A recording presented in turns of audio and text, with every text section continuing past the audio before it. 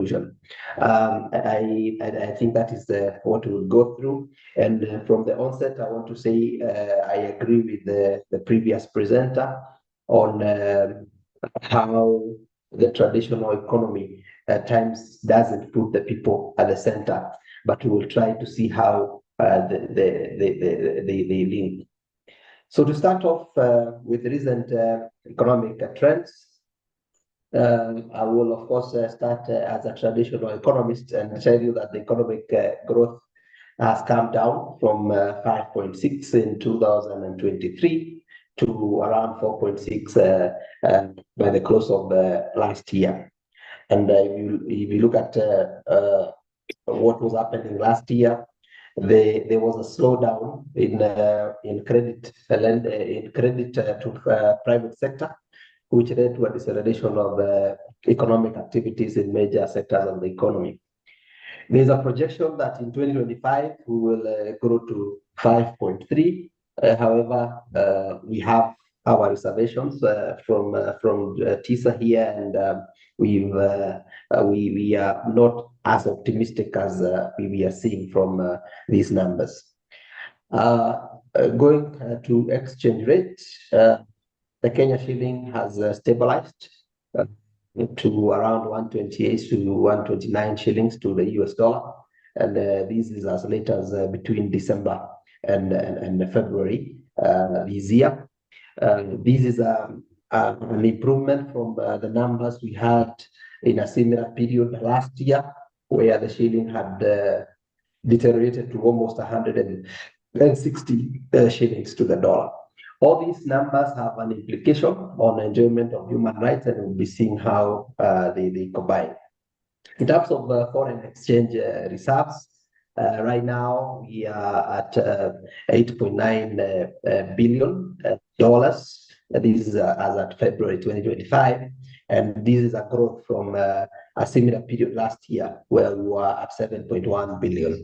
And in terms of the number of months of import cover, the 7.1 billion last year would have covered 3.8 months, while currently we can cover 4.7 months of import, which is above our statutory requirement of 4 months, and also above the East African Community Convergence requirement of 4.5 months of import cover. This is important because for you to get the products that we get into the country from other economies, you need these reserves for you to bring in these items.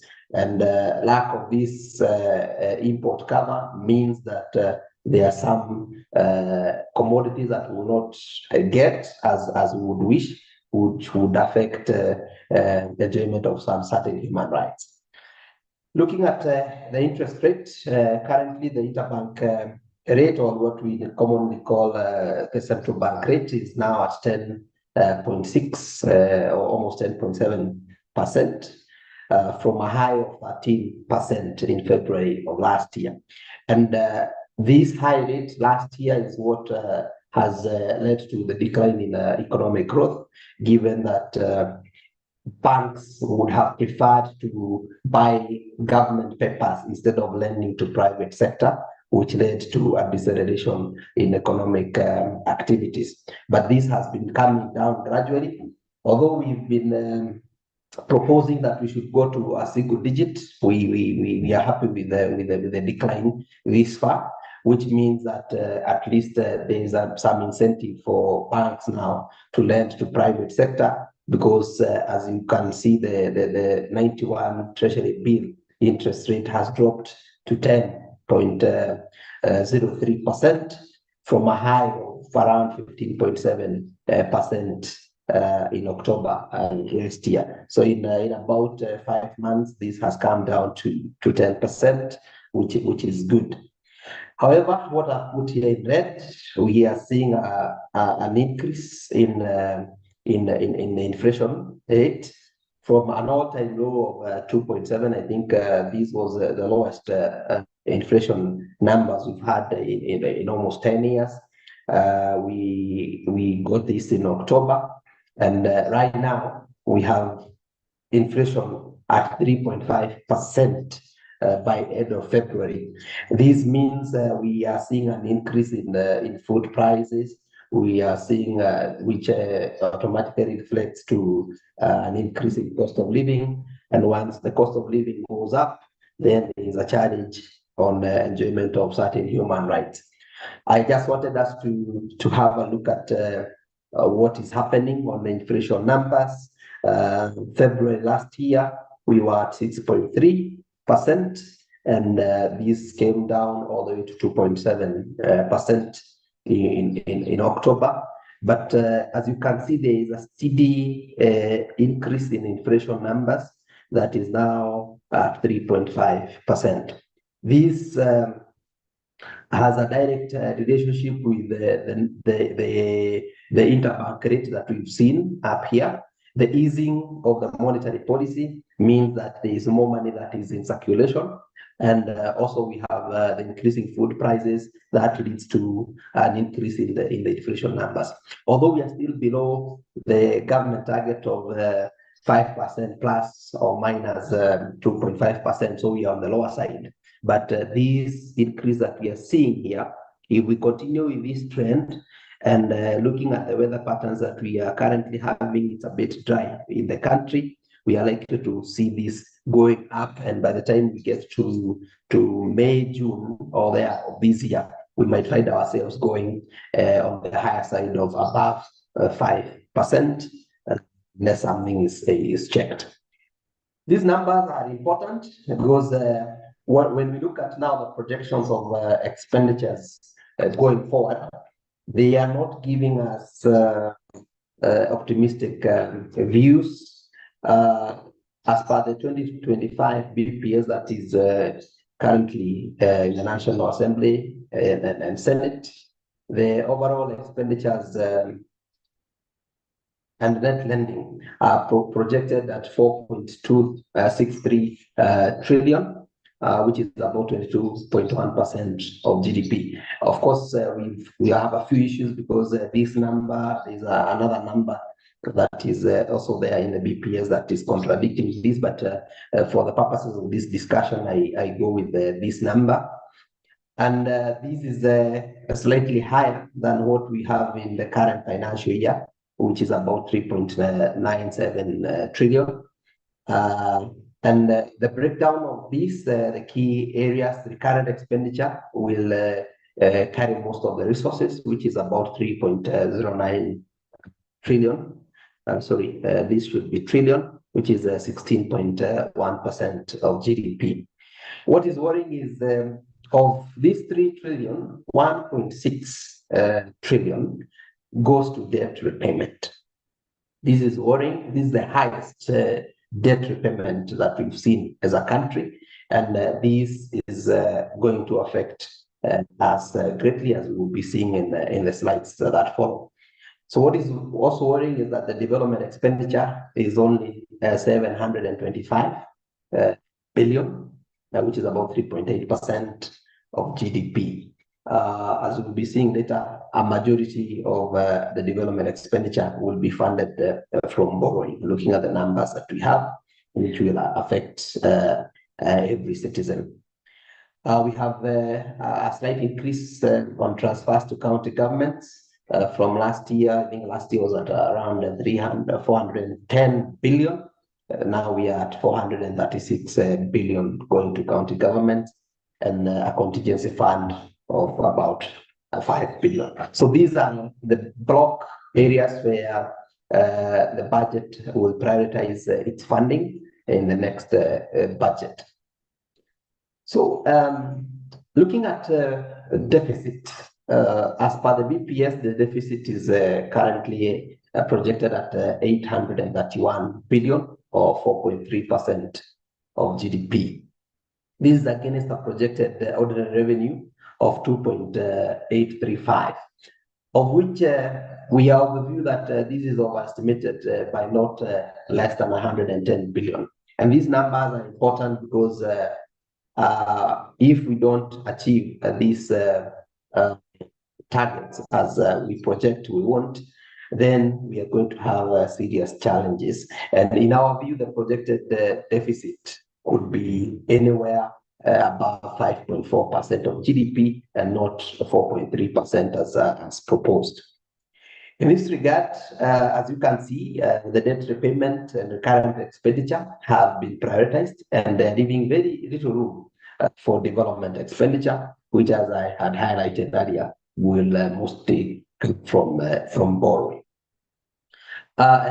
Just as we are talking about borrowing, it is good that I bring this to your attention, that our gross debt stock currently is projected at 12.25 trillion in 25-26. And looking at the numbers that we've seen in the previous slide, then it means that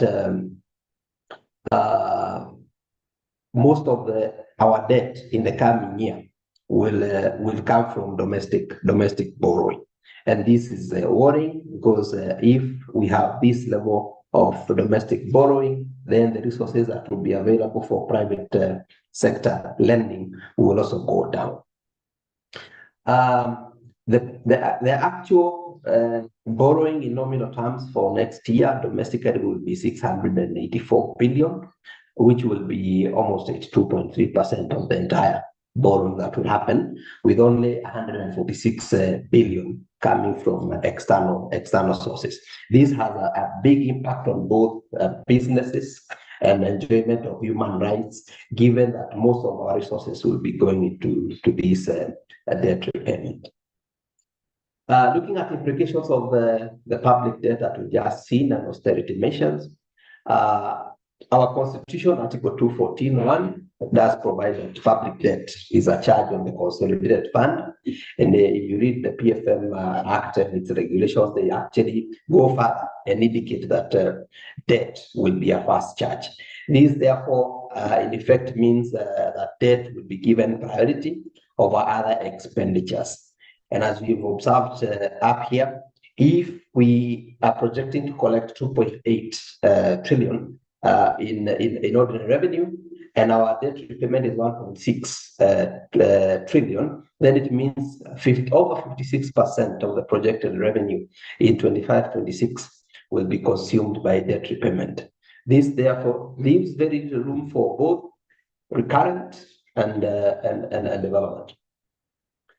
However, if there is any shortfall in revenue collection, as I have indicated, we are of the view that the 2.8 is overestimated, then government will resort to austerity measures, where we'll see a cut in expenditure on areas that are considered priority towards getting resources to settle debt. These are areas in agriculture, health, education, as has been highlighted by the previous presenter, which will affect enjoyment of human rights that are constitutionally provided for. The second option that government would have is to increase taxation to enhance revenue collection. This again has a problem because it will affect the business environment. It will also lead to an increase in the cost of living and the prices of essential goods. And as you saw in our country last year, this is likely to be resisted by the citizens. The final option that would be available is borrowing.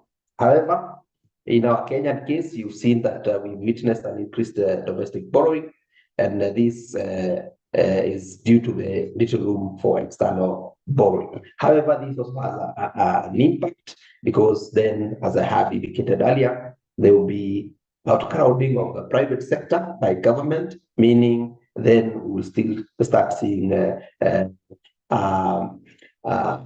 tightening of the monetary policy, which will lead to an increase in interest rates, which will not be good for the common mwananchi. In terms of linking all these numbers with human rights, Article 43 of the Constitution does provide a number of rights that are bestowed on every Kenyan. Among these is the right to health services, the right to adequate food, the right to education, the right to housing, the right to sanitation, and the right to social security. These rights, however, are delivered to the citizens through adequate funding through the budget. However, when the fiscal policies that would include debt repayment and allocation of the scarce resources we have to waste for recurrent expenditure, this would automatically lead to denial of these basic human rights that are actually constitutional. And this is where now the whole issues of anti-corruption and transparency come in, because we want to ensure that the scarce resources that we have are allocated to agriculture, they are allocated to health, they are allocated to education.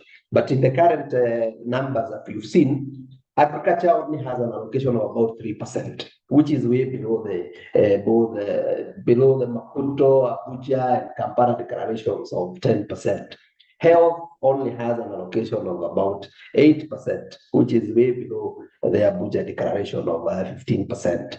Education is doing well at 28%, which is higher than the requirement of 20%, but we know there are challenges in higher education. But anyway, we will go into that maybe in the discussion groups. So reductions of budget cuts in health and education and social protection, as we've seen, will lead to limitation of access to essential services. And this impacts more on our health outcomes and also educational outcomes. And the vulnerable groups in our community will be affected even more, which means that then enjoyment of the human rights that we have just seen up there that are provided in the Constitution will be hampered due to these low allocations to those areas. Austerity measures also will lead, and we have seen this in the current financial year, will lead to public sector wage freezes and job cuts. And this leads to also a reduction in contracts that are available for the private sector to engage in economic activities. This then leads to higher unemployment, and particularly of the youth. And this then has a direct impact on enjoyment of their human rights, their access to adequate health, and so on and so forth. The other impact that we get is when we increase taxes, when we've seen this in the past where government introduces new taxes that include value-added tax on essential goods. This leads to higher cost of living, and this impacts severely the lower income households that will rely on markets to get their food, and they spend a large proportion of their income on basic commodities. Here I am thinking of the rural population, those living in the informal settlements within our cities. They are impacted heavily when you have these heavy taxes on essential commodities like bread, kerosene, and so on, with the view of trying to raise additional revenues. The other impact we have is when fiscal policies prioritize debt repayment. Then this means that we ignore social welfare, and this will lead to worsening income inequality and gender disparities, since access to essential services for most vulnerable populations is denied. And you will find that most of, especially the rural and marginalized communities, will rely heavily on government services, given that they cannot afford, looking at education. Most of the poorer segments of our community cannot afford to go to private hospitals, they can't afford to take their children to private schools. So this means when then you cut expenditure in these essential areas, then they are impacted heavily, and therefore they do not enjoy their human rights as is expected. In conclusion, I would say that the fiscal policies the government implements, as we have seen, have a direct impact on enjoyment of these human rights, whether it is on debt or on spending, especially when now you have taxation measures that don't go through and your revenues don't behave as expected. You end up cutting expenditure in areas that are sensitive, that affect the vulnerable in our community. Therefore, a government should be careful when they're implementing austerity measures and some of these fiscal policies that directly impact on the enjoyment of human rights. So therefore, the call to action to all of us as citizens is to actively participate in formulation of fiscal policies to ensure that the fiscal policies that are implemented by our respective governments, whether it is the national level or at county levels, are people-centered and they focus on the people. As the previous presenter did indicate, the traditional economy does not put the people at the center. It is more of a profit and loss thing. It is more business oriented, but now the focus here should be the people. And therefore, we all have a duty to ensure that we play our part, whether we are duty bearers, human rights defenders, or right holders, the citizens, to ensure that we have just economies that guarantee the rights of all. And especially our concern would be to ensure that there is some safety nets for those who are vulnerable and the less fortunate members of our society. With those very many remarks, I would want to stop at that. Thank you very much. Over to you, Byron.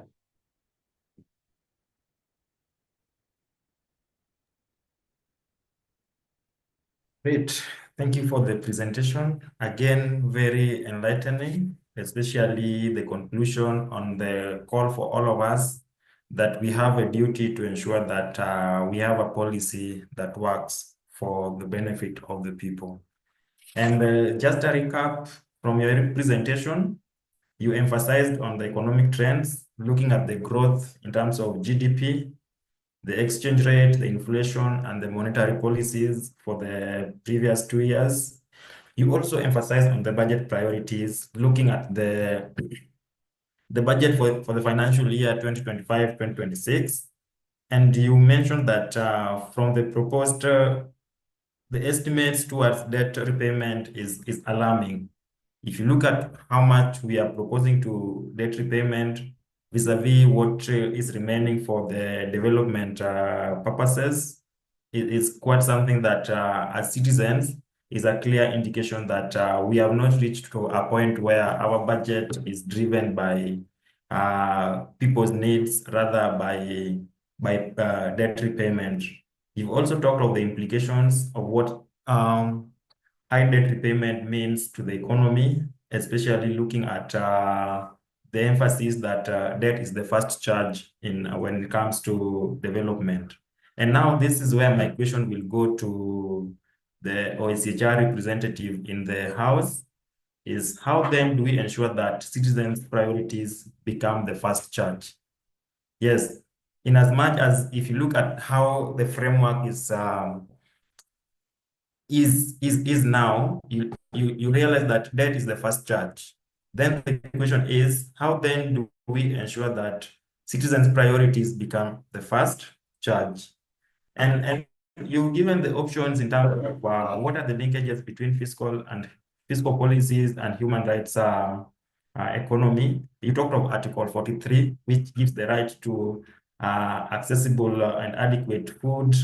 You've talked of health, education, water, and many more. And you realize that when we are having budget cuts, when we are having significant amounts towards debt repayment, the impact of this is that we have little remaining for economic development. And at that point, I want to open the floor for participants to now ask questions. And Steve, kindly allow people the rights to engage in this discussion. I think CHR representative or even to Alexander in terms, how do we ensure that citizens' priorities become the first charge when it comes to economic development? Thank you.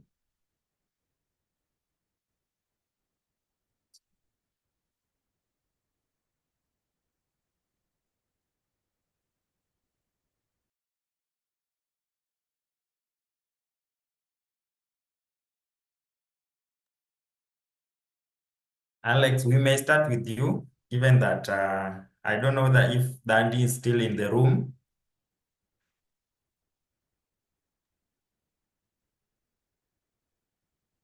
Thank you, Byron. this stems from, and thank you for that summary. But my view is we have a duty as citizens and those of us who are human rights defenders, and this conversation comes at the right time to ensure that the fiscal policies that the government is coming up with are people-centered. And in my view, we should move away as a country from this fantasy with big budgets. We don't have to have a budget that is higher than last year just for the show. That's how I put it. Because I think we are fixated with these big numbers that we see. But then when you look at how that money is trickling down to the common 190, we don't see it. In fact, in my view, and the numbers that we've seen in the BPS, there is an attempt to try and show that we are doing very well, and therefore we can have higher expenditure than what is real. And that will negatively impact us, and that is why we are having this problem with the pending bills. So coming to your question, I think it's a high time that we as citizens and those of us who defend the rights of the city in this discourse. That way, we will ensure that the policies that are being developed, the fiscal policies that are being developed are people-centered, and that way there will be a bit of focus on the citizen. And we stop focusing too much on increasing our budget while our resources are not behaving in that manner. There would be no problem of saying that our budget is still remaining at 3 trillion today, if that is what we can afford. So that then we do not end up borrowing and constraining the available resources for production. Byron, if you allow, I could respond to one issue that put from the chat.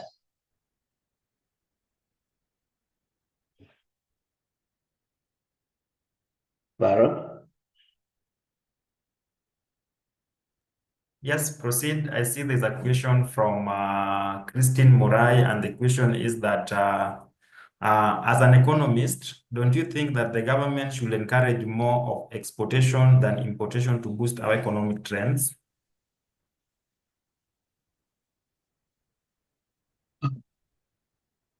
Yes, I agree. I agree with that perception. What we need to focus on is to ensure that those who participate in the economy have a conducive environment for them to produce. Because we cannot just say we want to export and we have nothing that we are producing to export. The first thing we have to empower the producers, and especially in the agri-food system, to produce adequately. And the government should think of moving away from rain-fed agriculture, which affects us every now and then. If you look at our cycles, after we get the bumper harvest that we've gotten last year, I think the last 3 seasons, then we expect going forward, we are going to have some drought. And the projection is by the time we are getting to the 2027, we will have droughts that are similar to what we faced just before the elections, the last elections in 2020, 22, 21, and 22. So we should be planning ahead and investing more on irrigated agriculture. That way, we will ensure that there is sufficient food and we have adequate production for export.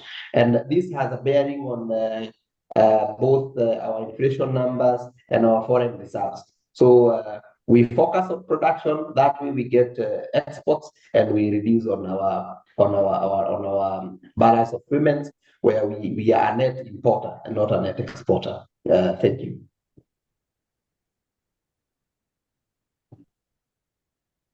Thank you for that. And the next question is from Tabitha Kemuto, and she's asking if you look at it from the human rights perspective, is external borrowing better than domestic borrowing? What are the pros and cons of choosing either of them for our economy?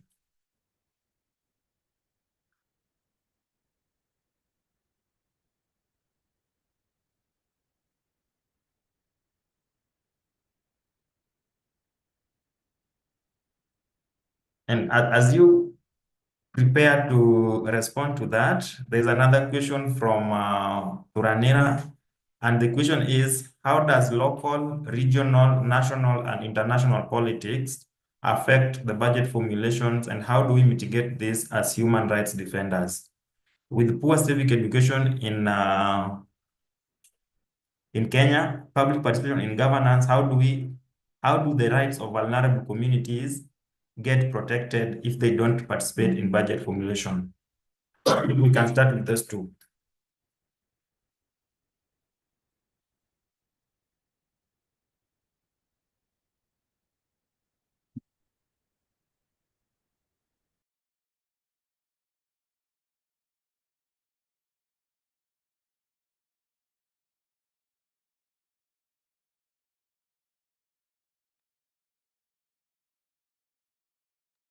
Okay, thank you. I couldn't unmute. Let me start with the borrowing, whether domestic or external. Currently, as a country, any borrowing is not good for us, and this is I don't know how to put it, because looking at our debt to GDP ratio, we are now doing around 65% of GDP. Our debt to GDP ratio is about 65%. And the PFM Act provides a debt anchor of about 55% of GDP, which is considered sustainable.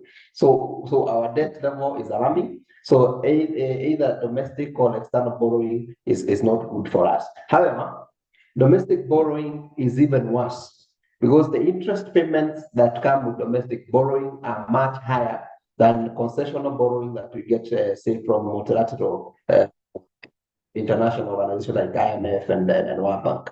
The only problem is the external borrowing, especially from those Bretton Woods institutions, comes with some conditionalities that then make it difficult for citizens to enjoy their human rights back in the country. But the negative impact of domestic borrowing is government outcrowding the private sector in the financial sector, where you have the banks, as I had highlighted what was happening last year, and we project the same will be happening this year, where banks prefer lending to government than lending to private sector where economic activities happen. So that is the negative impact of domestic borrowing. And right now we are seeing a high level of domestic borrowing at 52% compared to external borrowing. Looking at the next fiscal year, we are projecting to borrow about 684 billion domestically.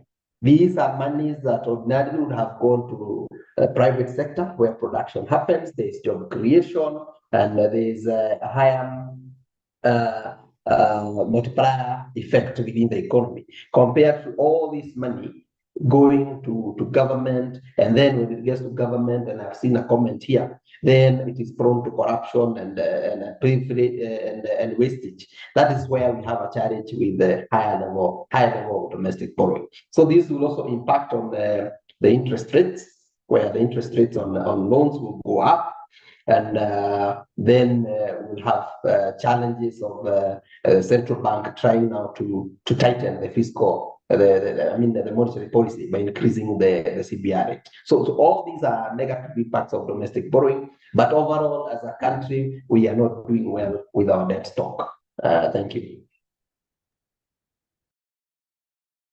Thank you so much, Alexandra. And maybe if I can bring in Mulwa from the Office of the Higher OHR. And there's a question in terms of, if you look at how our economy is structured, where we have almost 83% of employees in the informal sector, and we only have around 15 to 17 in the formal sector. How do we ensure that we have a budget that prioritize the needs of these businesses to ensure that, because each and every year we channel a lot of university graduates to the world, yet when it comes to employment, they are struggling. And it is the same economy, the informal economy, that is still targeted when it comes to taxation. So how do we ensure that our budgeting, our policies prioritize the needs of this economy to ensure that we have a generation that do not see the informal economy as just a place for other people?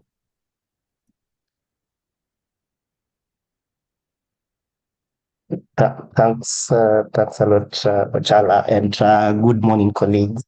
My colleague Daddy has left. I'm still on leave, but nonetheless, I think I need to jump in as OHCHR representative and maybe share some of the reflection, but also particularly answer some of the questions that are coming in.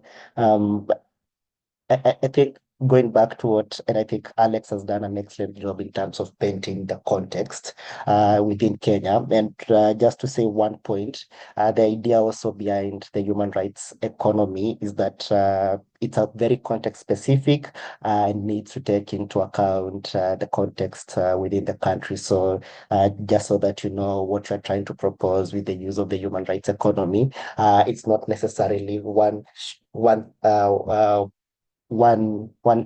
thing applies to every country and then, but it's more or less in a sense that it needs to be very context specific.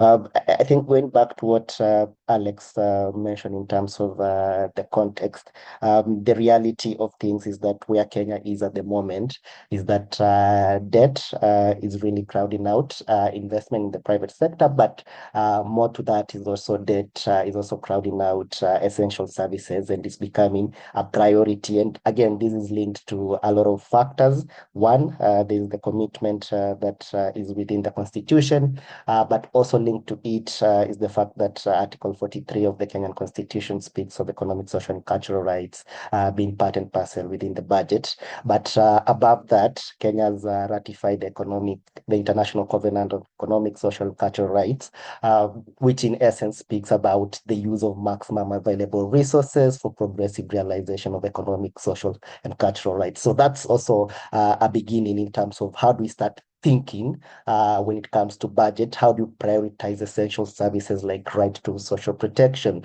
right to access to water and sanitation, right to education, health? So these are very essential public services.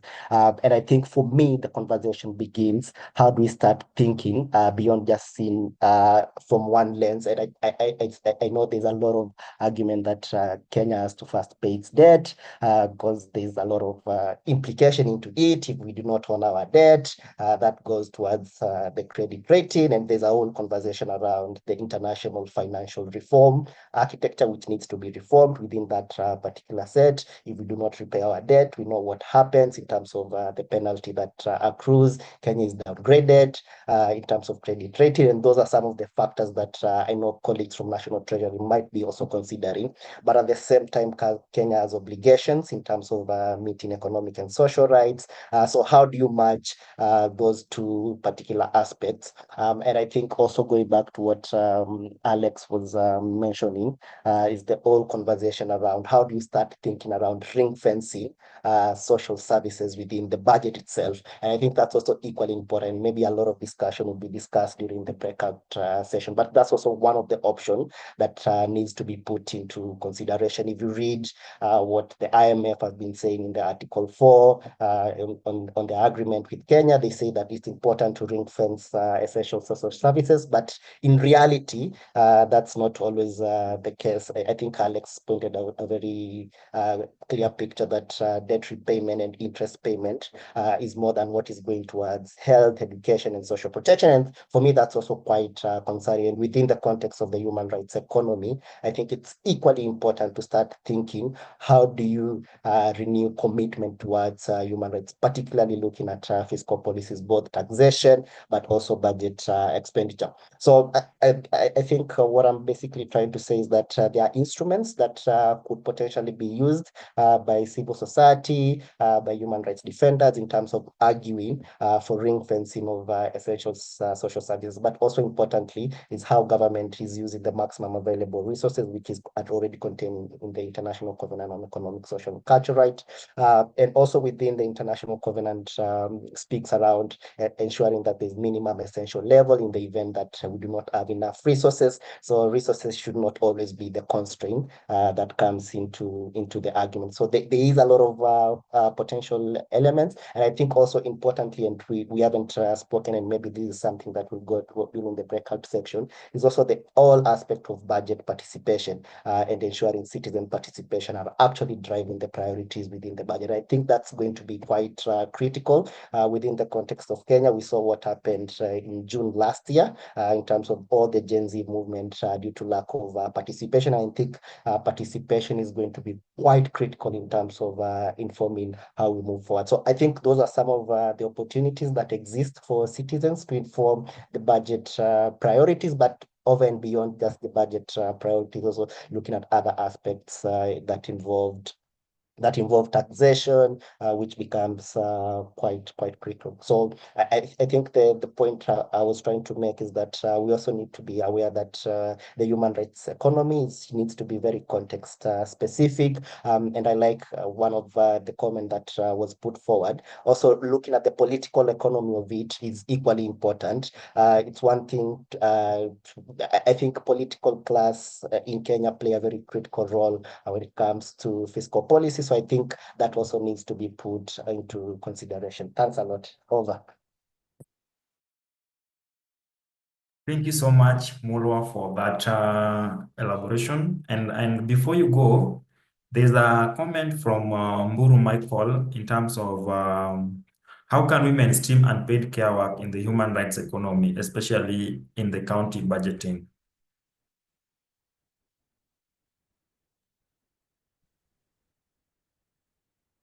So, sorry, I do not see the question. Could you repeat?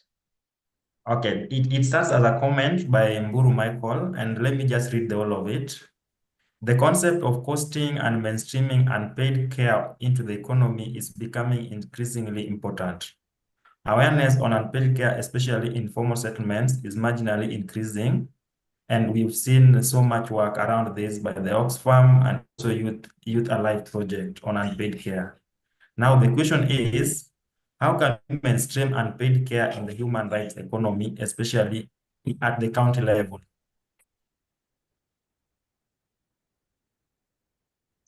Well, I think there are a couple of opportunities right there. I think, for instance, in Kenya, there is increased interest in terms of creating data on unpaid care. And I think for me, that's the beginning in terms of valuing what counts. So that's going to be critically important. But linked to at county level budgeting, I think there are a number of opportunities at county level, particularly on budgets. And I think I go back to the point that I raised, and the budget making process starts with citizens' participation and how those priorities are being reflected. But and I think at county level, there's a lot of opportunities for citizens' participation as compared to national level. So for me, that should essentially be the beginning point. How do you get particularly women, youth participating in budget, but also their priorities being reflected as opposed to participation being looked as a ticking box exercise. Part of the work that OCHR has been trying to do at county level is training what we call community budget champions in terms of what it means for a human rights economy, but particularly how they can use the human rights economy to inform the engagement at county level. So participation becomes quite critical for me in terms of incorporate, because given there's a number of devolved function and valuing what unpaid care it is at sub-national level. So for me, that's quite important, but also importantly, and again, looking at the budget, is the whole question around empowering citizens, women, youth, in terms of how can they be able to track expenditures. Because also tracking is equally important in terms of informing what was there in the last budget cycle and what is coming up and how their priorities are being reflected. So I think that's also becoming another increasingly critical element when it comes to county budgeting. So I think for me, is the whole question on participation of marginalized groups, including women, youth, and groups at risk of being left behind. We know women disproportionately bear the burden of unpaid care. So how are they being incorporated in the budget, and how does the budget address some of the priorities, whether it comes to healthcare budgeting at sub-national level, early childhood education? Those are quite critical, essential services being provided at county level. So how are the priorities of women being reflected when those budget priorities are being set? I think for me, that's quite critical in terms of also valuing what counts within the county budget.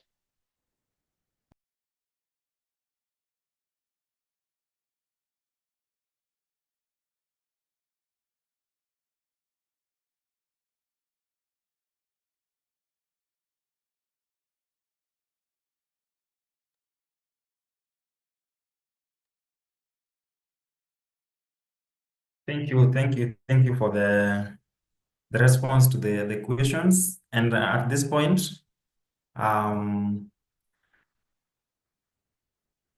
you will allow us to go to the breakout sessions. The plan was that we take a short break, but because of time and also the need to, so that we can finish on time, allow us to proceed directly to the breakout session. And this session should take between 30 to 45 minutes. We have 4 breakout sessions, and the first session is integrating human rights into budget processes. It looks at the taxation, public expenditure, and fiscal transparency. And this one will be led by Sonia Aima and Janet Watoro. The second session is on debt, austerity, and human rights, looking at the impact of debt and fiscal constraints on economic and social rights. This one will be led by Angela Wangeshi and Tom Ogada. The third session will focus on care and support systems in terms of recognizing and integrating unpaid and underpaid care work in economic policy. So this one will have Purity Jabor and Lisa Achien. And the fourth session is environmental and economic policies, trying to see how can we address negative externalities and sustainability in policy discussions. So we will proceed to the breakout session. If you get an automatic link directing you to either of the sessions, please join. We have between 30 to 45 minutes, then we come back, we wrap in terms of getting insights from each of the plenary session, and then we conclude.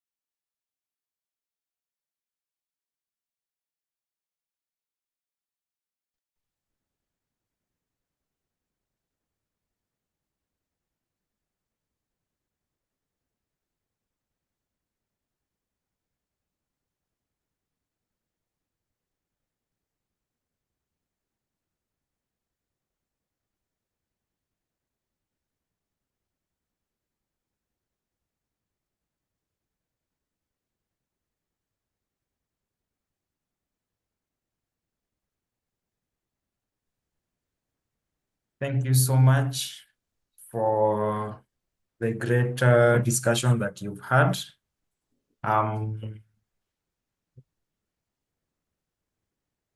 Believe you've had a great discussion in your respective areas of the breakout session, and looking at it in terms of understanding the integrating human rights into budget processes. If you look at the debt austerity and human rights, the impact, if you look at the care and support systems and also the environmental impact and how to integrate human rights action, that we really enjoyed. And to this extent, I will invite each representative, a representative from each group, to just give a highlight in terms of how the discussion have gone, how the participants have appreciated the discussion from our experts, and in terms of any other emerging issues from each area. And so I will start with group 1, led by Sonia and Janet.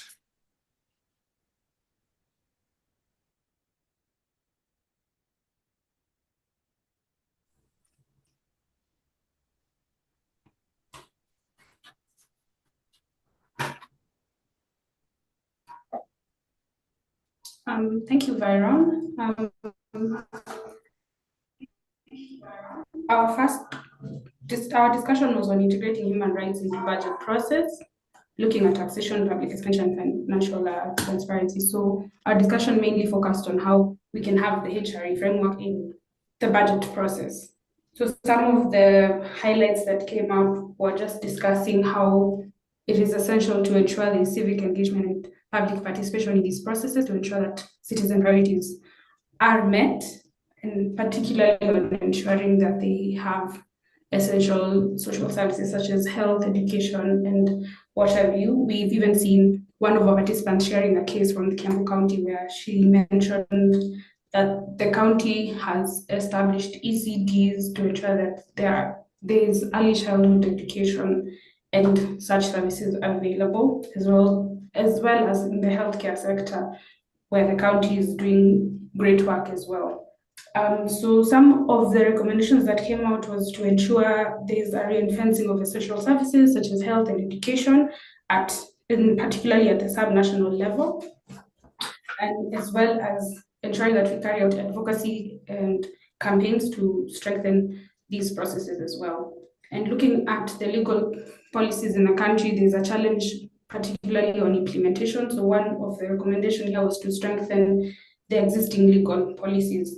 And on public participation, a recommendation was made on institutionalization of these guidelines to ensure that this process is not just a tick of the box process. It's a process that encompasses what citizens need and give them a platform to voice their opinions.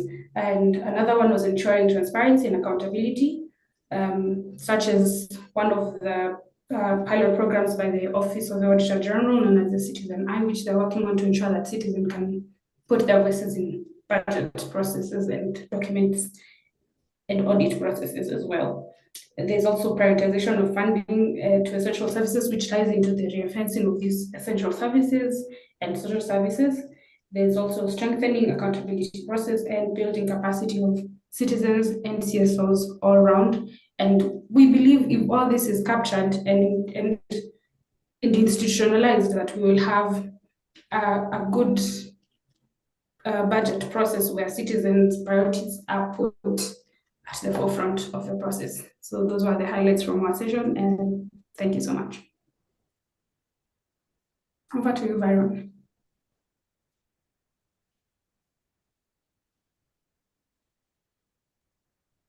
Thank you so much, Janet. And I love the recommendation that we need as citizens. Okay, before I go, please, Sonia. Thank you.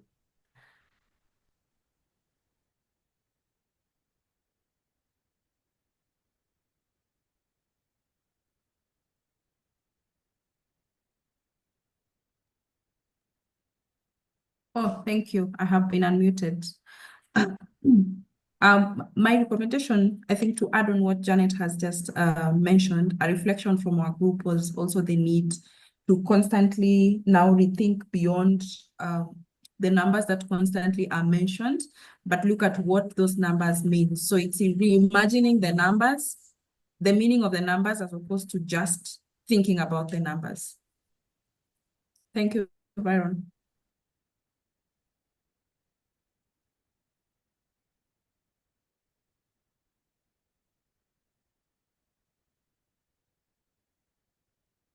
Seems like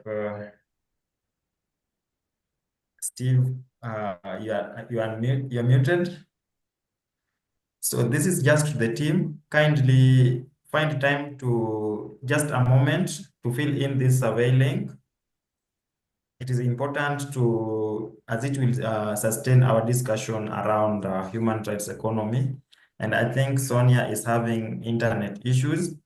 So as I was saying, picking up on some of the key lessons and recommendations that have emerged from Group 1 on how to integrate human rights into budget taxation. And one of their recommendations is that we need to ring-fence social services. If you look at the education, you look at health, social protection, and giving examples of the ECD, I think these are one of the recommendations that we need to ring-fence these social services is very important if we are to achieve a human rights economy. And there's also the issue of transparency and accountability. If you look, for instance, what's currently happening around SHA in the daily news, you realize that there is so much, there's lack of a transparency and accountability around it. And these are some of the things that if we were to achieve the human rights economy, then we need to have public services that places people at the center, ensures transparency and accountability. And at this point, allow me now to invite the representative of Group 2 to also give a recap of what transpired in that discussion.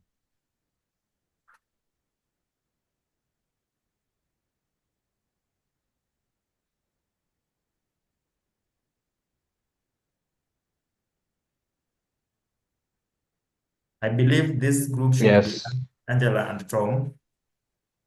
Yes, thank you. I've been unmuted. And Tom, before you start, yes.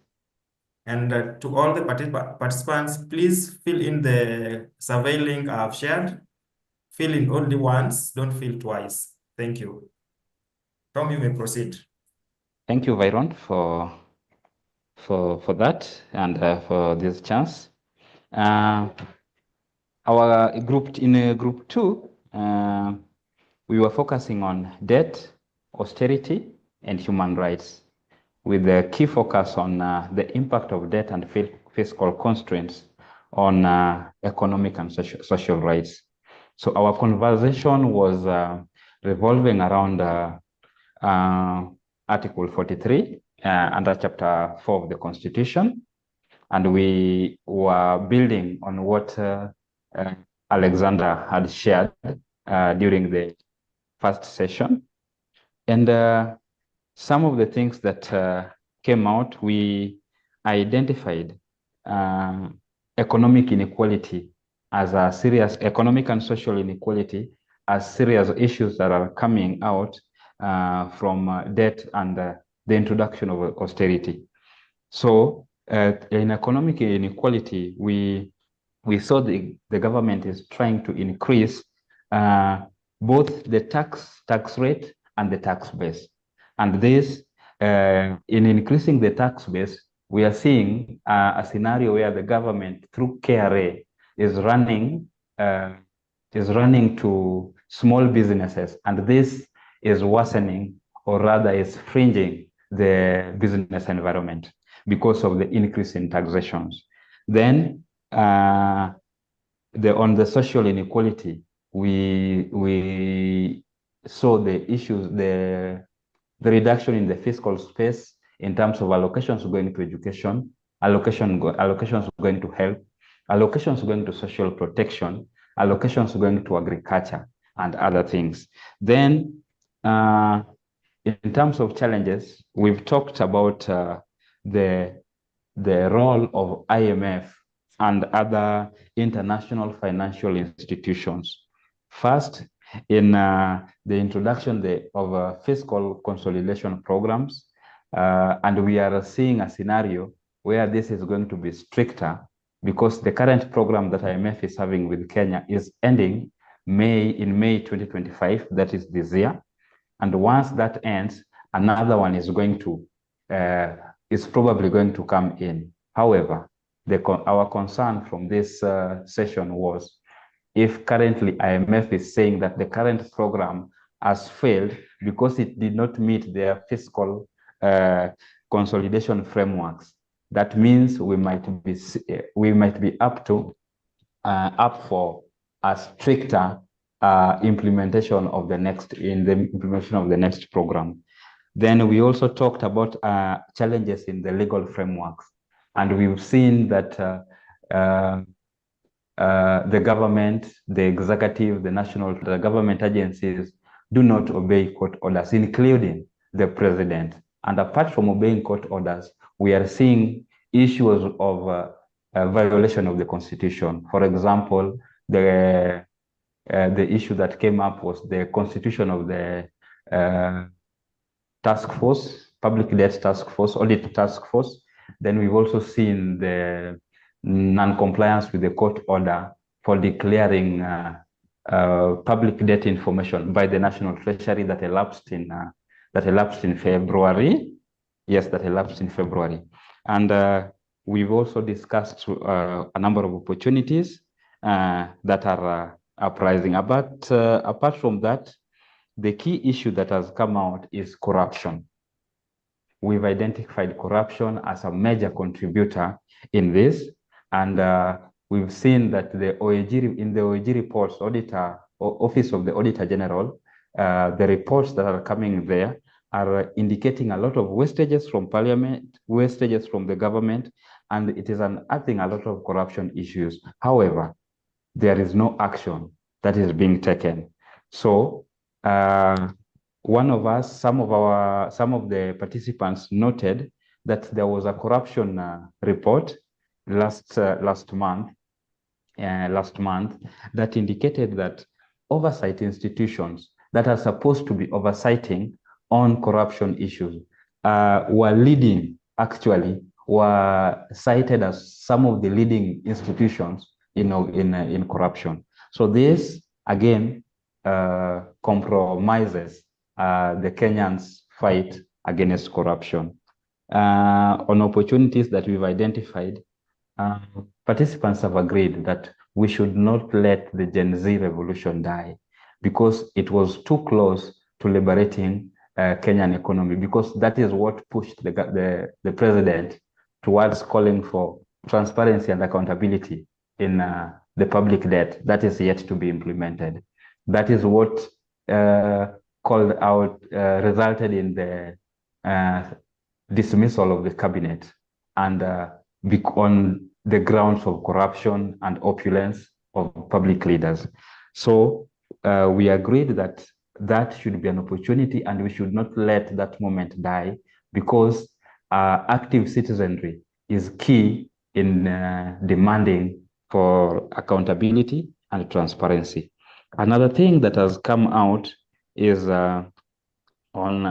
we need to engage constructively with the legislatures or with parliamentarians, because we are seeing a scenario where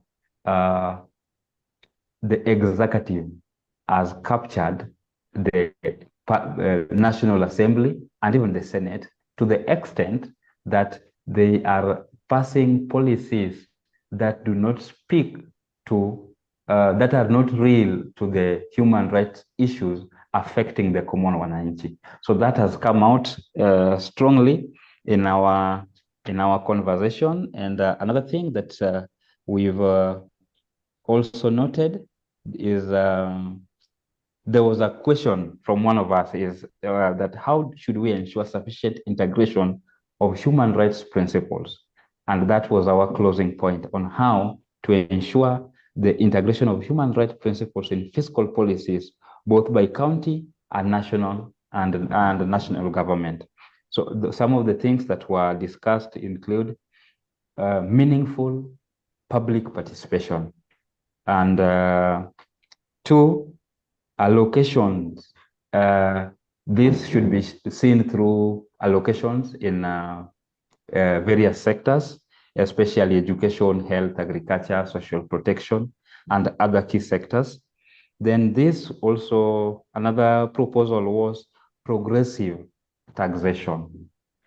Taxation that is responsive to the needs of Kenyans, not that is milking blood out of the citizens and pushing away investors from our country. Then another thing is the issue that we've noted also is the challenge of access to information. So when we improve on access to information, when we push for access to information, and the citizens can access this information, then we can see on how to influence. Finally, I left something on IMF and World Bank, or the international institutions. The participants have noted that it is time for serious advocacy and engagements with international financial institutions, because there's a lot of influence, political and economical influence, that are directly affecting our country based on the finances that are being channeled to our country. Thank you, Virus. Thank you, Tom, for that comprehensive highlight of what transpired in your group. And this is from group 2 that looked at debt, austerity, and human rights, with a particular focus on the impact of debt and fiscal constraints on economic and social rights. And I think we all concur with you that debt repayment, debt servicing, each and every year we see a growth in this, and this is contributing largely to the economic and social inequalities that we are currently experiencing. And you've talked of how most of the things that have been tried, we have tried as other civil society organizations to drive transparency. You've talked of how government have failed to adhere to constitutional rights or constitutional mandate in terms of court orders. You've talked of public debt task force that was to come up, and up to now, we are yet to see what lies around that. There's also the court order that required parliament, government to make all public debt information available to the public. That one we are yet to see. I also love the opportunity the team presented in terms of not letting the spirit of the Gen Z protest die, because that is a very good opportunity for us to build when we are sustaining active citizenship. In terms of recommendations, what stood out is that we need to have meaningful public participation, and not just at the county level. This should go to sub-county and wards, so that each and every voice can influence allocation of resources in agriculture, education, health, social protection, and many others. There's also the progressive taxation, and what drove the Gen Z protest last year. And I do hope that with the Finance Bill 2025, this should not, we should not go on that route. So thank you so much for that. We now move to group 3, which is care and support systems, and I will invite Lisa to make recommendations on. Good morning, everyone, once again. So for our group, we were actually looking at care and support systems in Kenya, focusing on the recognition and integration of unpaid and underpaid care work in the economic policy.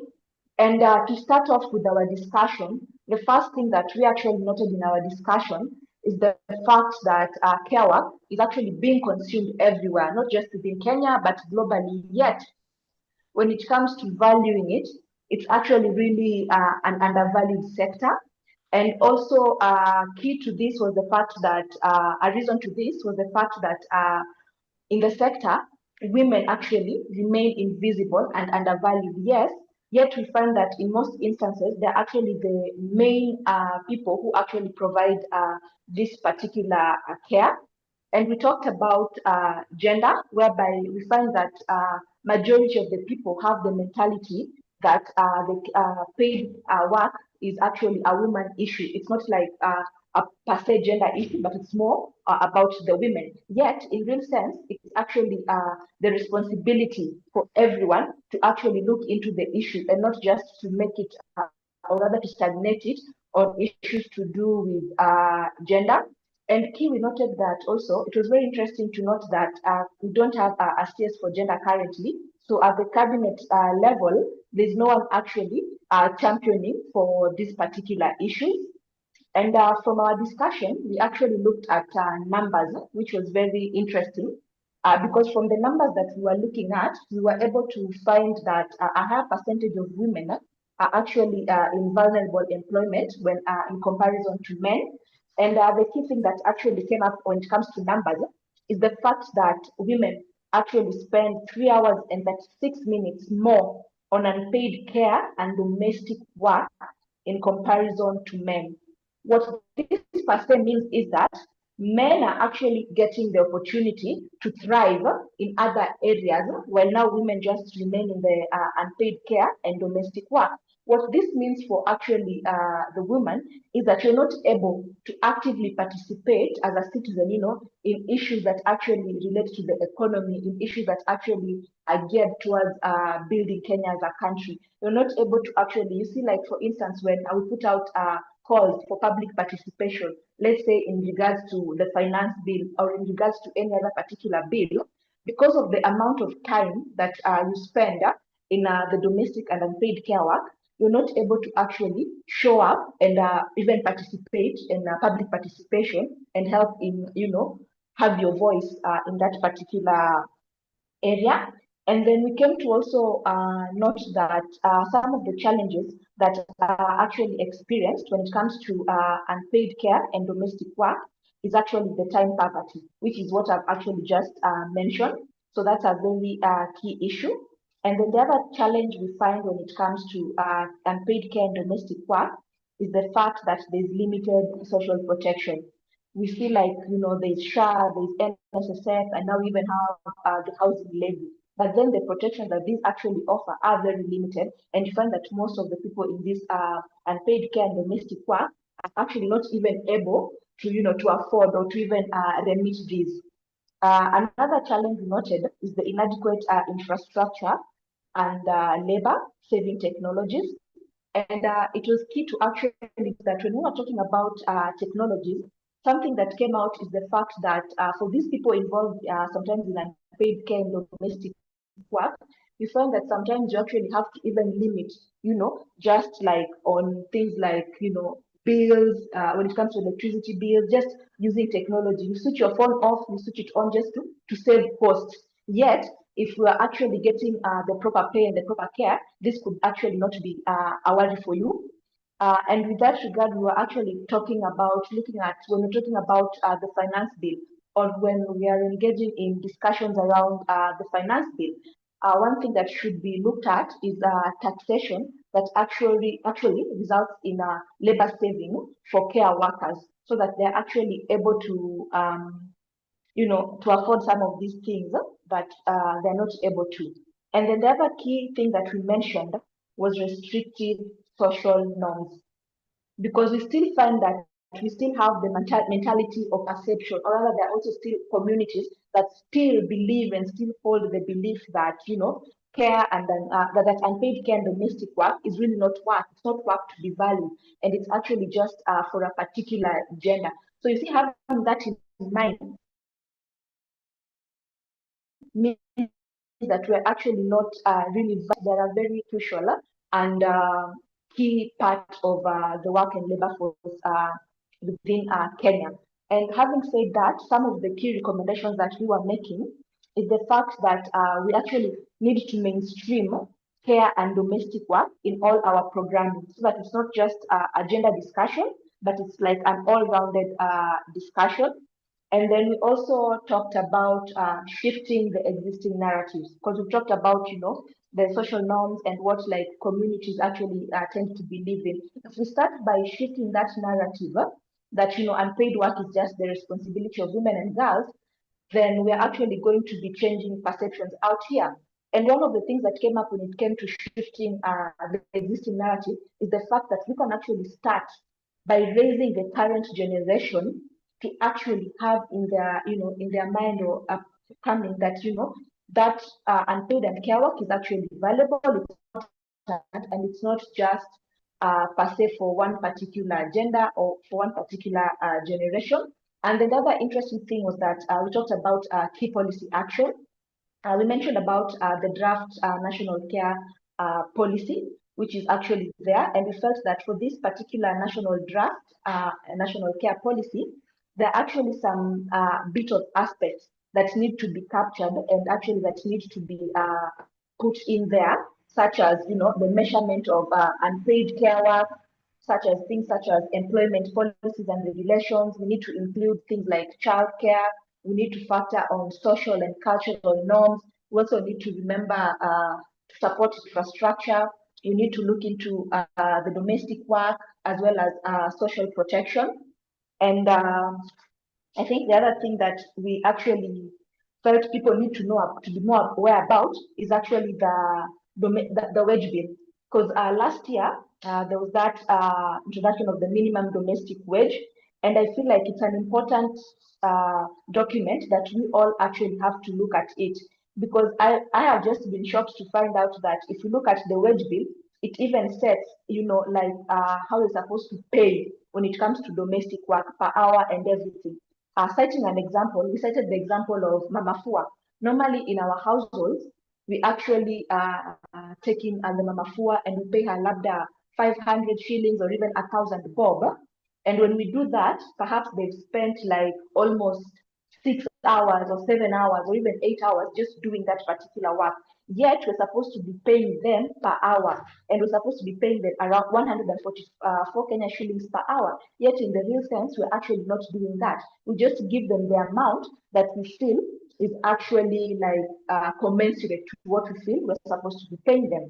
And in that light, we felt like we need to ensure that the constitutional provision, especially in Article 10, which lists the dignity of people as like a national value and core principle, actually ought to be implemented and to be really looked at, so that these particular people who are actually engaged in this care and domestic work are actually also dignified.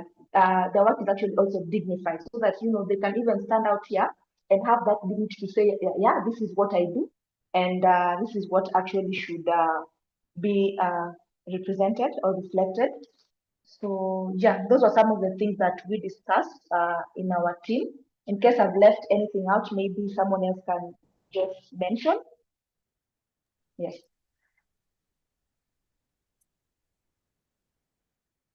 Thank you so much, Lisa, for that comprehensive update.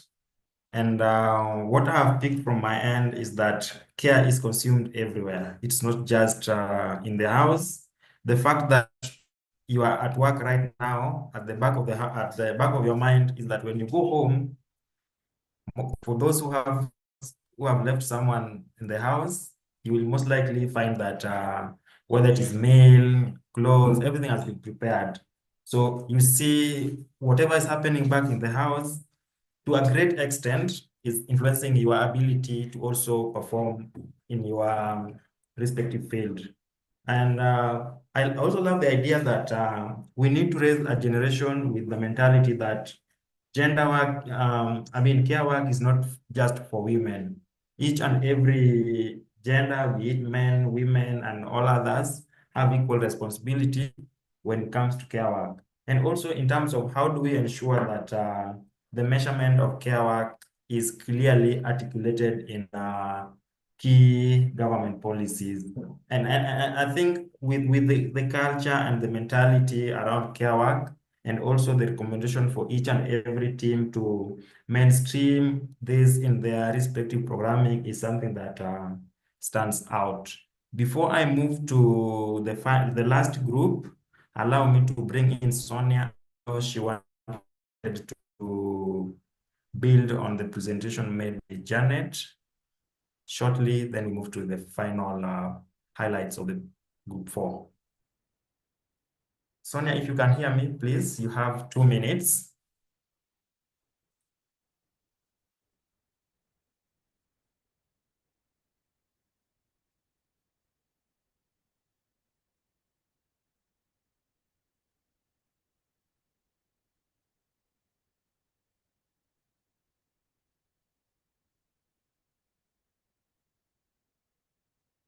Steve, kindly unmute Sonia.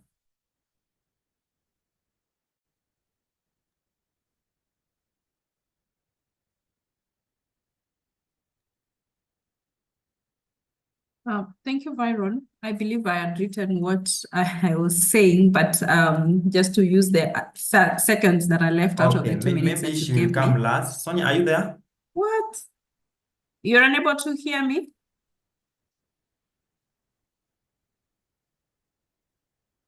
Please proceed.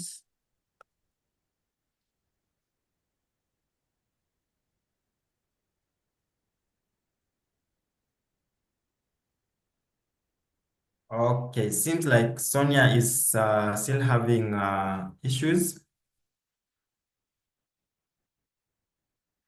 Okay, let's move to Chris.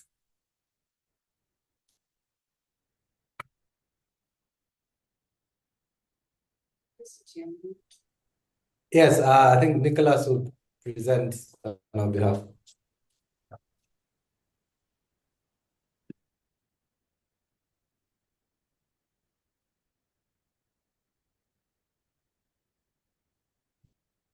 Thank you very much. I think I can be heard. I think I've been unmuted now. Yes, we can hear you.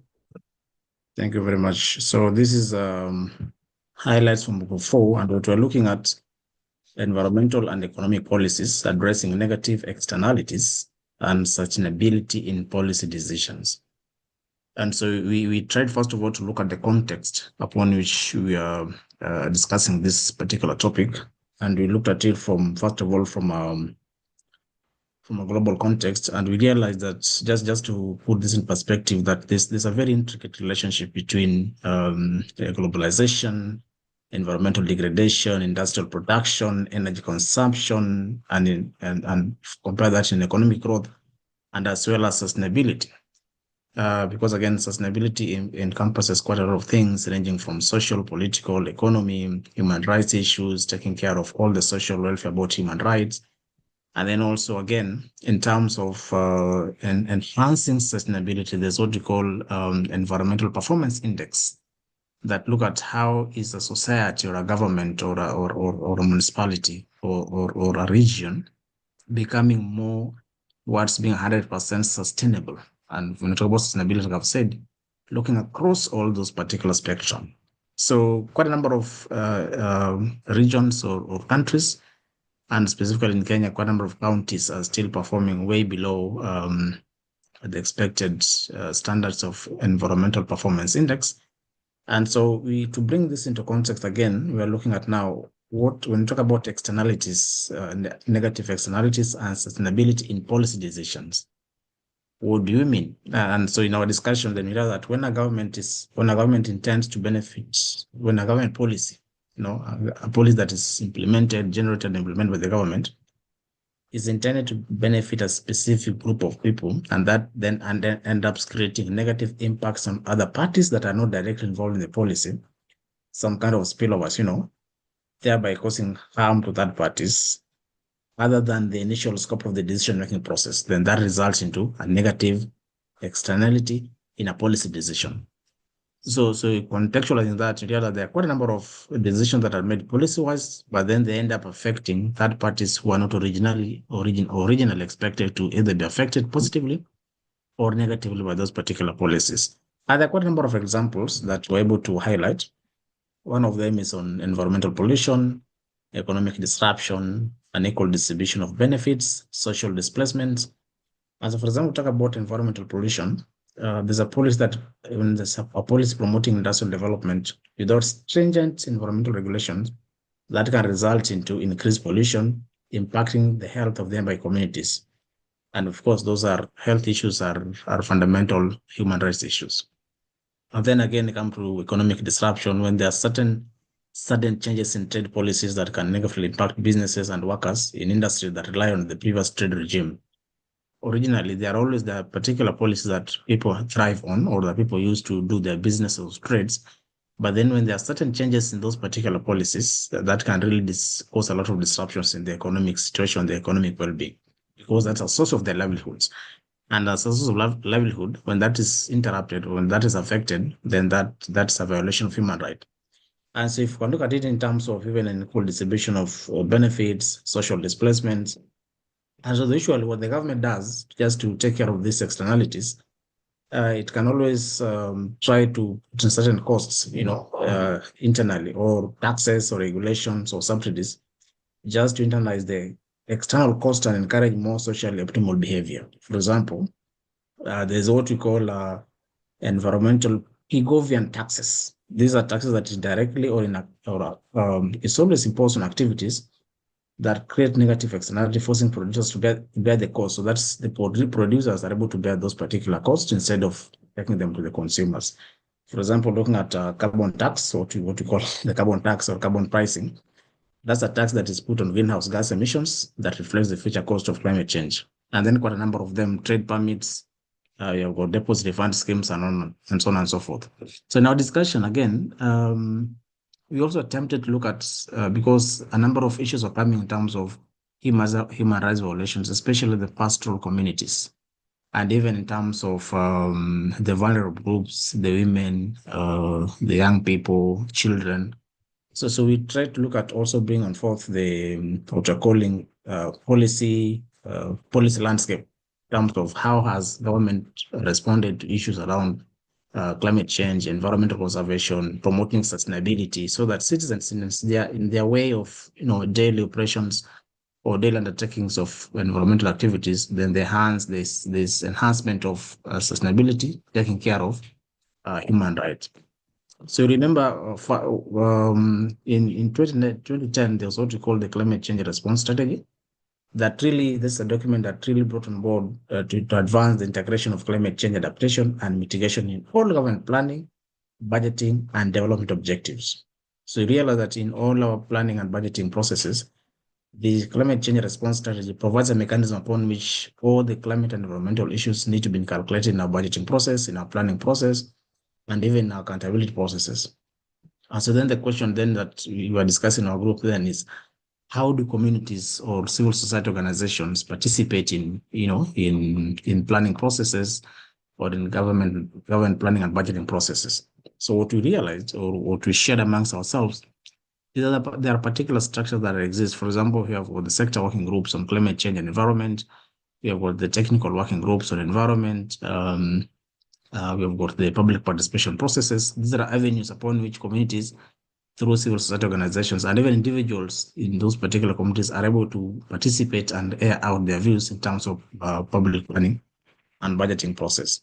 And then there are quite a number of them. Again, the National Climate Change Act of 2016, which again has been domesticated in quite a number of counties. So I want to believe all the counties by now. We also have got the National Policy on Climate Finance, that was in 2016, that also try to stimulate the implementation of public finance management in relation to climate financing. Currently there's a lot of climate financing issues. So how do we stimulate the public finance management again towards climate financing? And then you also have what we call the public finance management regulations of 2018. We have got the National Climate Change Action Plan of 2018, 2020. I think this has expired. It's under review, I think.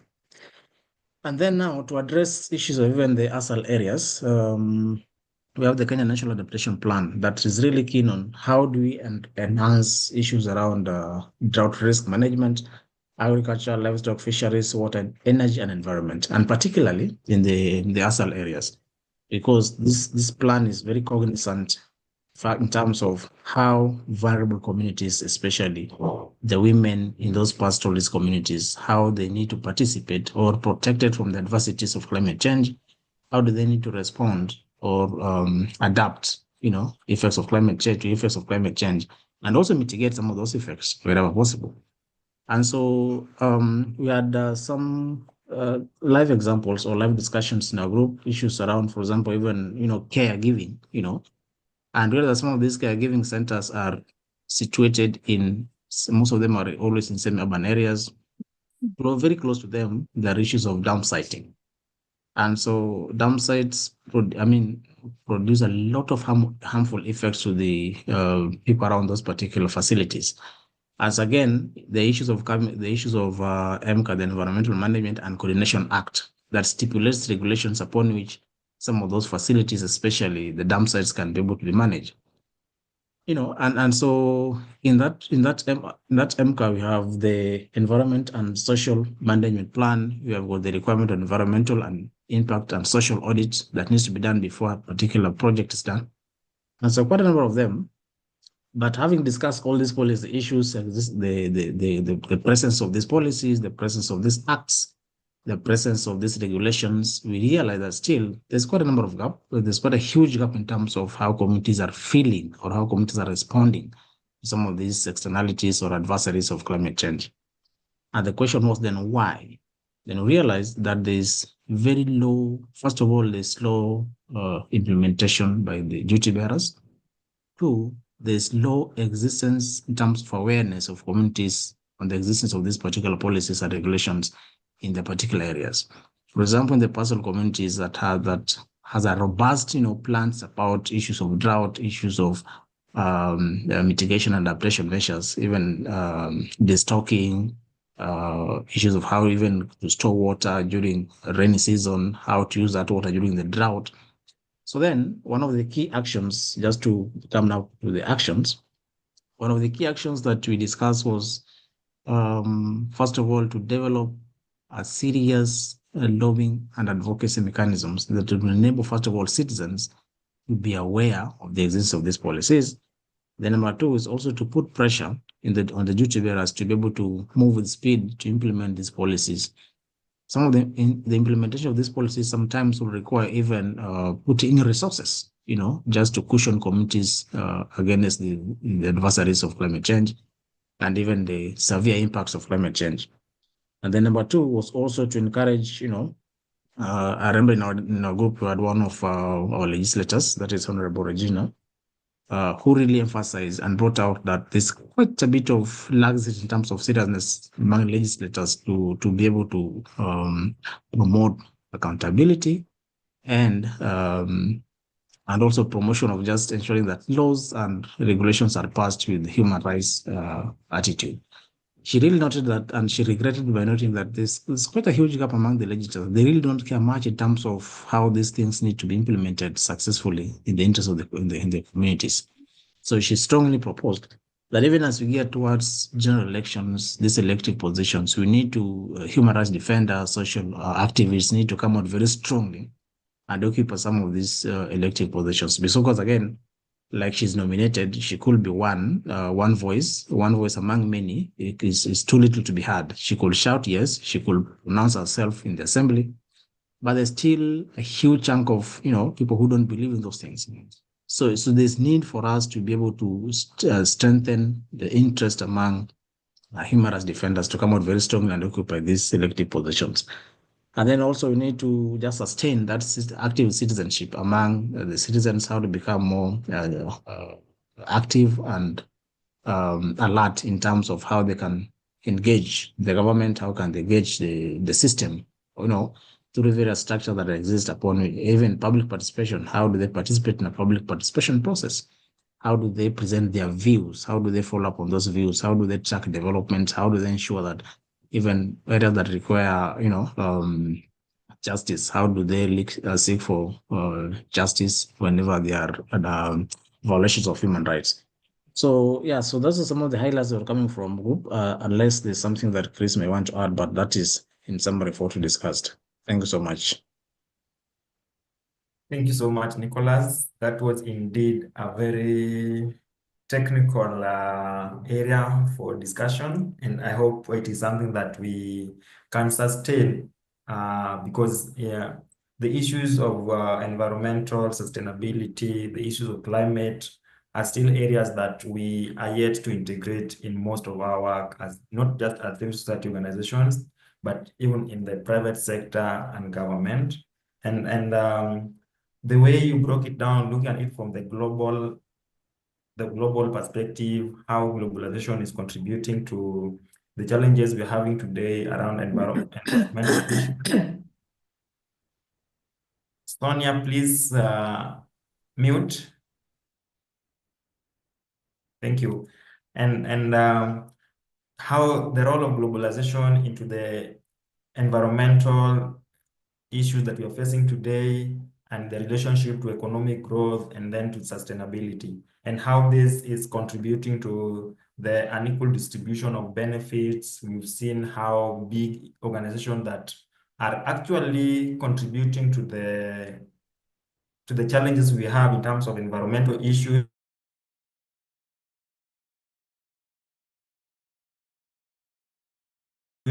they don't distribute the displacement of people in terms of whether it is in the informal sector. If you go to areas like Asal, the displacement there is something that we need to have a look into. We've talked of the pollution and now in the health policies, and these are issues that we need to ensure that we sustain advocacy around. And I love the fact that you provided entry points into this discussion in terms of how do we integrate environmental issues, sustainability to human rights economy. And one of the entry point is the sector working group, be it on the environment and be it on the climate. And looking at the policies and the acts that exist and the acts that as of now have been domesticated in each and every county, how can we ensure that we put pressure on duty bearers to ensure effective implementation?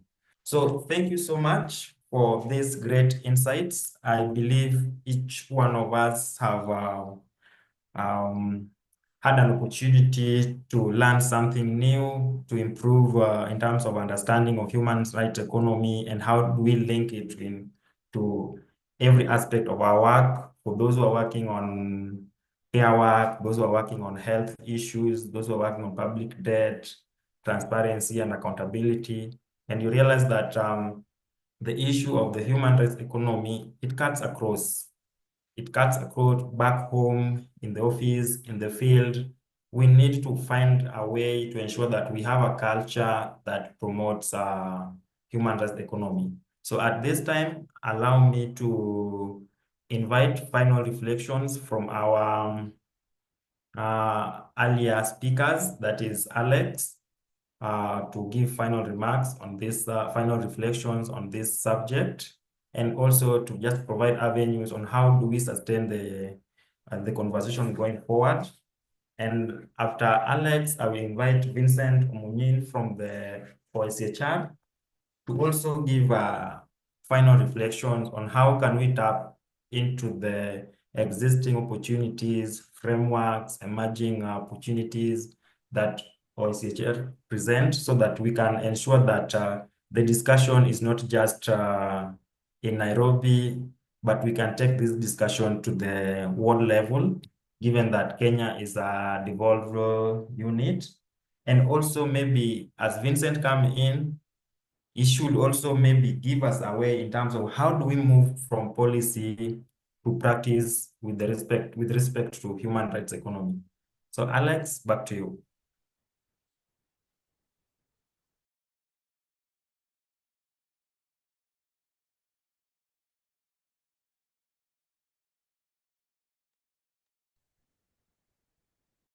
Thank you very much, Byron and colleagues on the call.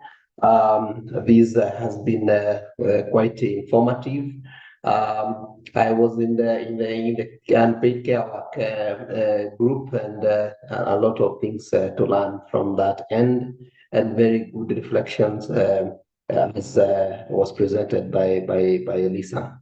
Our conclusion in that breakaway, I don't know whether you concluded the same in your various breakaways, is the 45 minutes we were given were not enough, and we didn't finish all our discussions that we wanted. So hopefully going forward, this is something that we'll be doing more often, so that then we have more time to deliberate on these issues of the human rights economy. Alex, yes. if I may cut you short, you are breaking, so I'll suggest maybe you switch off your camera so that the bandwidth can sustain the discussion. Okay, thank you, Byron. I hope this is better. Yes. Okay, thank you. So my conclusion is this is an important topic, and as has been highlighted by various presenters, all of us have a place, a role to play in this, to ensure that in whichever area that we are working on, whether we are working on debt, on fiscal policies, on taxation, on right to food and environment, and the many other aspects, we have a place to play to ensure that then all the human rights are enjoyed within an economy that appreciates that. So mine is to ask us to implement what we've learned today as we find ways of ensuring that going forward, this will be a regular interaction with all of us. Like today, we have a database of all the participants here, so we will keep on reaching out to you whenever we have such engagement, and we are grateful for the support of OHCHR, and we hope that going forward we'll have more of this and we'll collaborate more so that we can reach a wider audience with this message, so that many citizens can be part of can participate actively in ensuring that we have policies that are people-centric, and we move away from the traditional economy and we start embracing the human rights economy going forward. With those many remarks, thank you very much, Byron. Over to you. Thank you so much, Alexandra. And for the final call or the rallying call, that we all have a place to play in implementing what we have learned today. And for the fact that this should not be just one meeting, but should be a regular meeting, so that we can sustain the discussion we are having here. So with that, allow me to invite Vincent from the OHCHR to also give reflections and the way forward in terms of how do we move from policy to practice. Thank you. Thanks, Ochola, and thanks, colleague, for this very insightful conversation that started this morning. Sorry, at one point I had to jump out and I could have missed the gist of the discussions that we've had, but we have the benefit of recording. We can always follow up, and also the partnership that we've, created, the network that we've created here. There's also an opportunity to further the discussions even after this forum.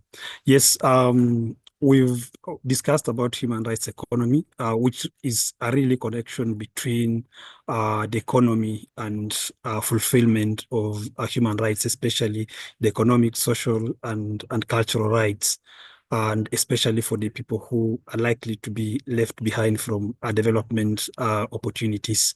We always ask a question that who benefits more from government initiatives, government development initiative, and the answer has always been that the poor benefits more from government development opportunities. For instance, if we have a government development opportunity in northern Kenya, in a county in northern Kenya or western Kenya or in the coastal Kenya, a development opportunity that is developing a school, for instance, a public school, people who have access to resources are likely to take their children to a private school, and the poor are likely to take their children to the public school, similar to a health facility that is down in my village. Those who have access to resources are likely to go to private hospital, and the poor are likely to go to the public hospital. So really, having this conversation and taking it the doorstep of the marginalized population makes a lot of sense, because it's the poor who needs to make decision, because they are utilizing these resources at their disposal, the resources provided by the government. So in essence, we should give them an opportunity to raise their voices when we're doing public participation at the national level and even at the county level. Give the poor an opportunity to make decision on how these development opportunities are supposed to be planned. Another thing is that we've discussed about human rights economy, which is relatively a new term.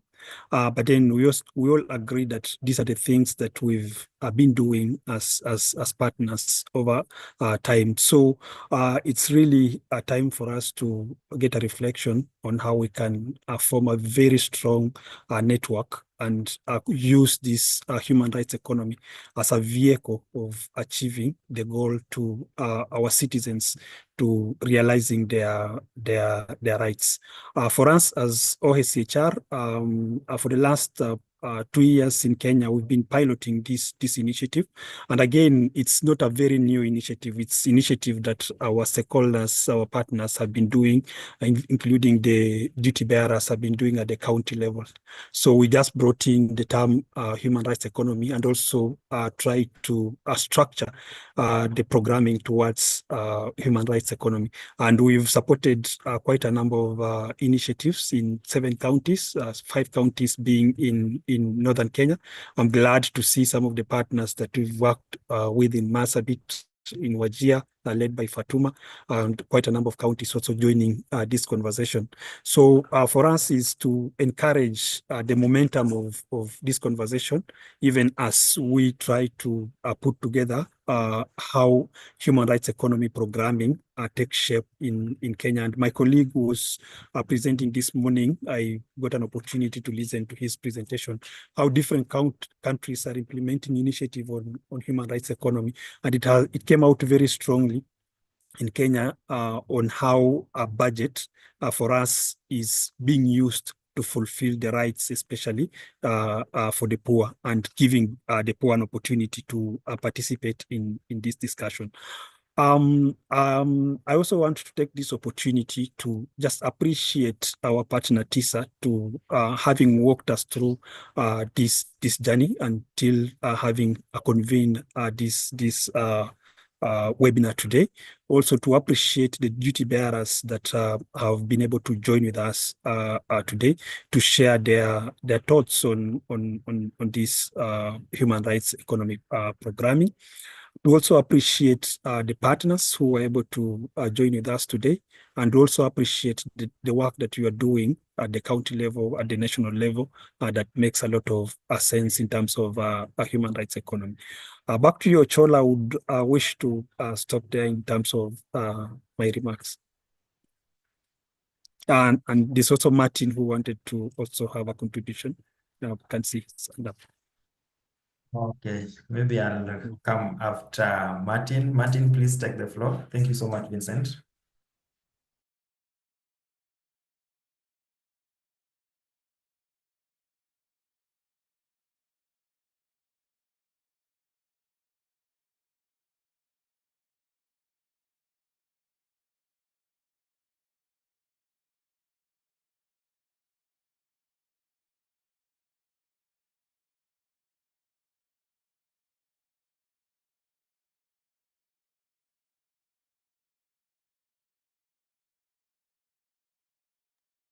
Steve, kindly allow Martin to speak.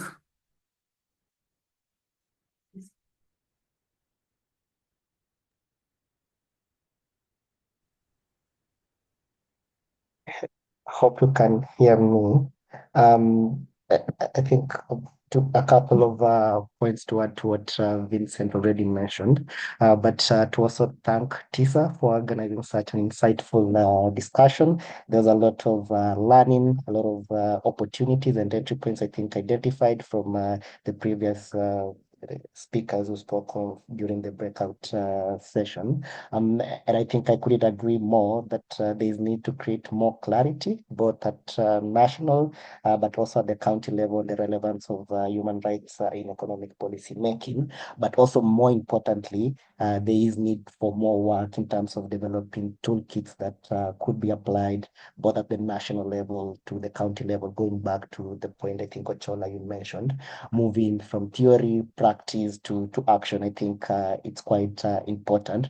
From where HCHR is standing, I think we are quite keen to also see, what would come out from this discussion, but would be equally important in terms of thinking forward how to develop toolkits that would potentially be applied both at national level or county level, whether it's reference to taxation, issues of budget, and issue of care economy. I think these are issues that we are quite keen. And I think moving forward, we're also keen on building a network of stakeholders. We can at least advance this momentum in the use of the human rights economy, not just as a concept, but how it can be applied both at national and sub-national level. And my last point is that moving forward, I think more materials will be shared around the human rights economy, the concept itself, and how it's been applied to this particular group, but more broadly to other stakeholders who are not able to participate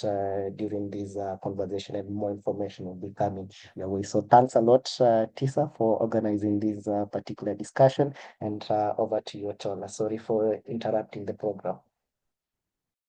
No, it's okay.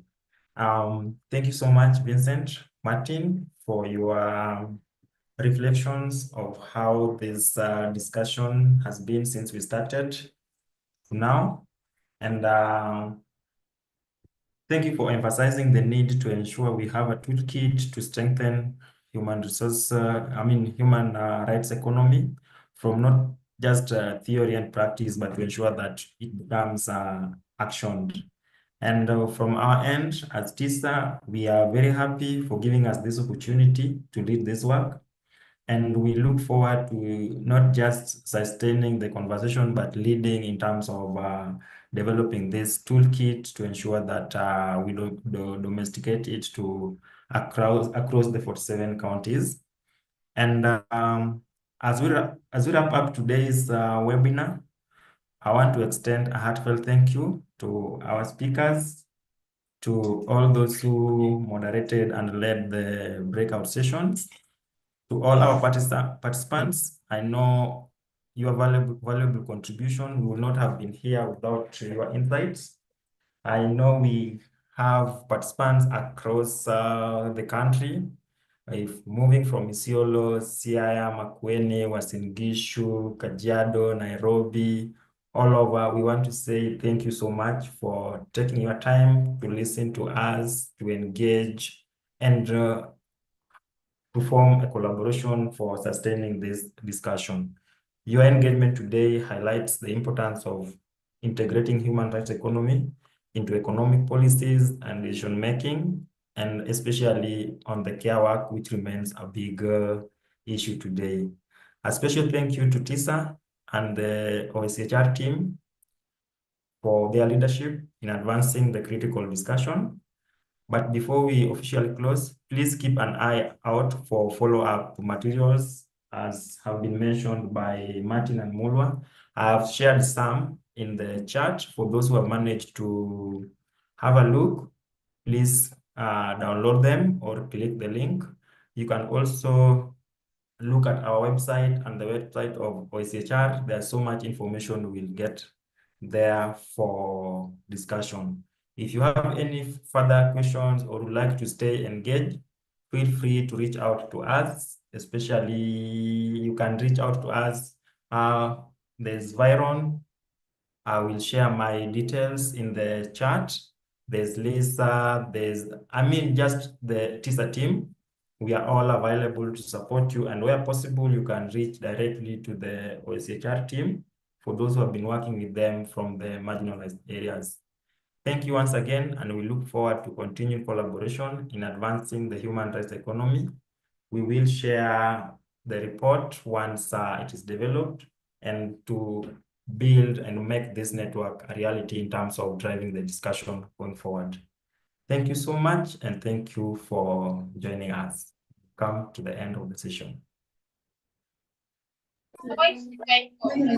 If you are passionate